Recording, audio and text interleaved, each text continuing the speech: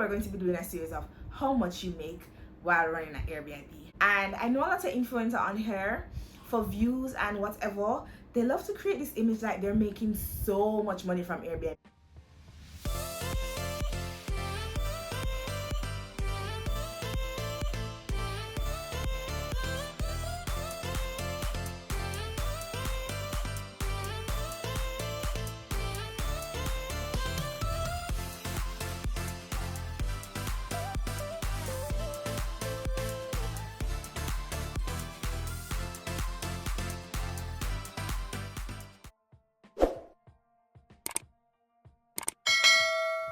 Hey guys, welcome to my channel.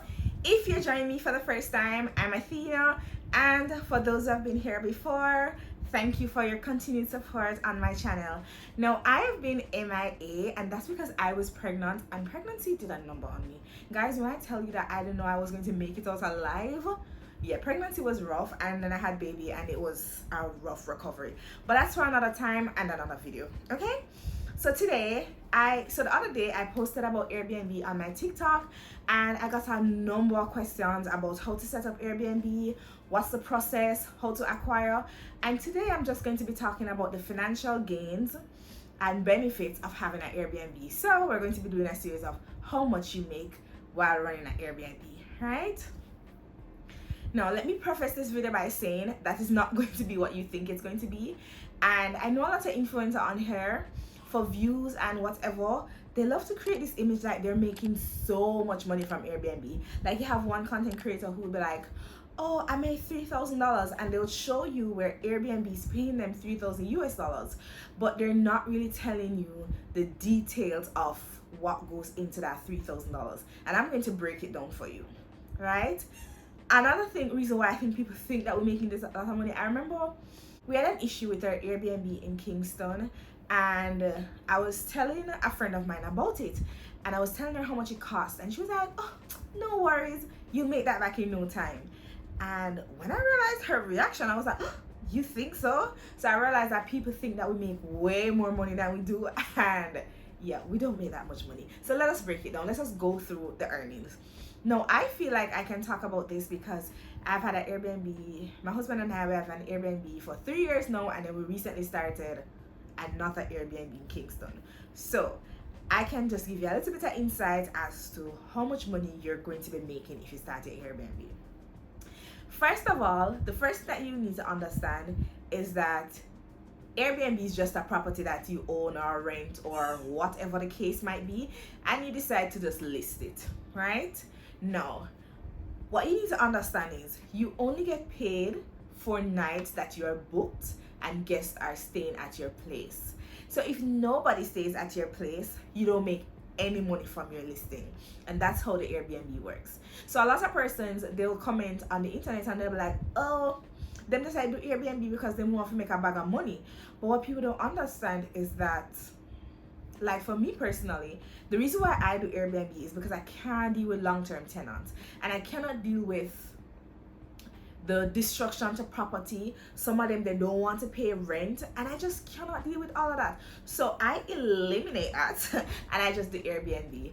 If anything arises, we can always contact Airbnb. We have Air Protect when you list with Airbnb, so it's a little bit more, you know, low-key than the long-term rental. So yeah, it's not just the money. You can make a little extra money, but let us walk through it and see how Airbnb can generate you funds. So as I was saying, if your property is not booked, you make no money. So you want your property to be getting booked, to get bookings. So for each night that you're booked, that's what you're paid. All right. So we're going to break it down. For this episode, we're going to give a hypothetical situation of somebody on Airbnb. Now remember, if you have a property like myself, I don't come from a wealthy family. I don't have any family money. I'm not rich. So it means that when I'm purchasing property, I'll have to use a mortgage, right? And every month you'll have to pay your mortgage. So when you're running an Airbnb, you have your fixed expenses and you have your variable expenses. And that's what people don't talk about when they're talking about how much money they make. They only show you a figure. So they splash this 3,000 US that Airbnb gave them in your face, and you're like, oh my god, I want to make $3,000. But they're not talking about their expenses. Another thing is that if you go on somebody's Airbnb and you see their per night charges, you might just be like calculating and say, let me see how much they're going to make. But Airbnb actually charges a fee to use the site, and that fee is 3%, right? So 3%. And sometimes when you see the price, it has the taxes and all of those things already included in the price. So let us get into it. Your fixed expenses. So we're going to talk about an Airbnb. Okay, let me just pull up a little calculator. Your girl is good for maths, you know, but my maths ain't mathsing. My maths ain't mathsing from the other day. So I'm going to use my calculator because pregnancy brain is a thing, right? We're going to start with how much you earn from Airbnb. So say for instance, you have a 1-bedroom and you're renting it for $50. Remember, this is not my Airbnb. I'm just talking about a hypothetical situation. So you're renting your 1-bedroom for $50 a night, right? And let us say you have a decent amount of booking, average amount of booking, and you get 20 nights booked, right? So that's 20 times 50. That's 1,000 US. You're going to take out your 3%, but for now, we're going to leave that 3% and we're just going to work with this $1,000, right? The $1,000, you have to then times that by 150 because that's the exchange rate, and that's $150,000, right? So let us talk about our fixed expenses first. So the first thing that you'll have to subtract out of this money is your mortgage. So let us say you were lucky and your mortgage is $70,000, because it's hard in this day and age to get an apartment in Kingston with a $70,000 mortgage. But we're going to use that because, as I said, it's a hypothetical scenario. So we're going to minus out our $70,000. Mind you, for 1-bedroom in Kingston, most of them they start like at 15, and that mortgage probably might be $90,000, and they can go up. I've seen 27 million, and that mortgage is probably going to be like 300,000, 250,000 thereabouts. So or probably 200,000. So you just have to gear it based on your mortgage. And when you're thinking about starting up an Airbnb, these are some of the things that you need to think about: what your mortgage is going to be versus what the nightly rates in that area is, so that you can have competitive prices, right? So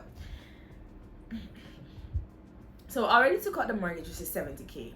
Now another fixed expense that you have when you have an Airbnb would be your maintenance fee. Now maintenance fee can range anywhere from $2,500 to $13,000, probably even more. But let us say this person is paying $3,000 a maintenance fee. So we're going to take out $3,000, and that leaves $77,000. All right, and then there's another expense associated with internet and cable, because most people who are traveling, they want Wi-Fi, and some people might want cable, and that can range from anywhere from $5,000 to $12,000. So let us use $8,000. So your internet and cable is $8,000, and that's going to leave you with $69,000. So let us talk about the variable expenses now.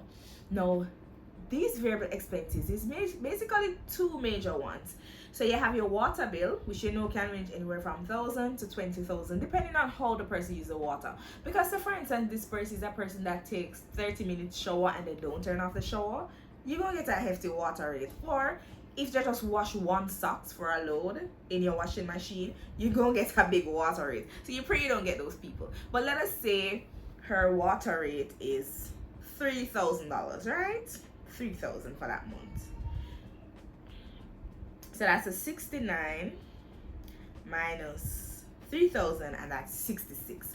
Now, for the biggest variable expense, which I think everybody that has an Airbnb that's not solar powered, we are worried about this one, and that's the electricity, because that's where it can get heavy. So electricity, depending on the type of guest that you have, depending on how much AC that you have, depending on if you have a washer, a dryer, all of these kind of add-ons, electricity bill can really run you. For us personally, we have seen hefty electricity bills, but we have tried to decrease that by, putting in smart apps in the house like Alexa, so that the AC can turn off once the doors are open, or we can turn off the AC remotely. So that kind of cut it down a little. But if you have like water heater that's on the electricity, washing machine, dryer, all of those things can really drive up your electricity bill. But let us say this person, them have a good month and their electricity bill was $14,000 for the month. So we're going to minus $14,000. So you're left with $52,000, right? And for Airbnb, that's a decent turnover. But this does not include all the other expenses. Say for instance, you have a broken lock that you have to fix that month. Say for instance, you got some towels destroyed that you have to buy some new ones. Sheet. All of these things come into play. What about cleaning supplies? You have to subtract that out of it. What about traveling? All of these things you'd have to subtract out of this $52,000. So you can see where if you have a lot of Airbnb, you have to put, if you have 10 Airbnb carrying $52,000 every month, you're good. But on an average month, you might not be making that much money. Now guys, I don't want to discourage you. I have 2 Airbnbs. I don't want to discourage you because you can make a little money. So there's some months that are better than others. So on a good month, you might make way more than this, because if you have more bookings, yes, your variable expenses gonna go up, but more times they don't go up equally to the amount of money that you're making extra for the booking. So you might make an extra money, right? But there are also slow months with Airbnb, because sometimes you have a high period and you have low periods, and you have to pivot yourself for those low periods. And that is the reason why when influencers come and they say that they're making this bag of money, I always take it with a grain of salt, because I know personally that there's some months, unlike with long-term rental, we know exactly how much money you're getting each month. With short-term rental, you don't know, because you only make money when you're booked, and that's the thing. So if you want to do your Airbnb, this is what I suggest. I suggest that you do your research. So what kind of research do you need to do? You need to find the price point within where you're going to do your Airbnb, because no matter what amenities you offer, if you are triple the Airbnbs that are around you, you're not going to get as much booking, because you have persons who are coming and they're using Airbnb, they want to save a buck. So if you're way more than the other persons, more than likely you're not going to get that much booking, right? Another thing you have to think about is the mortgage. You have some persons, they buy the apartments for a certain money and then they're selling them back for twice the value. If you buy that apartment, your mortgage is going to be sky high. So you will have to charge more than the person who bought the apartment initially. And that will actually affect your earnings and your ability to keep up with the other Airbnbs in your area. But guys, it's not just about what you offer, it's a lot about personality. You have to have good customer service.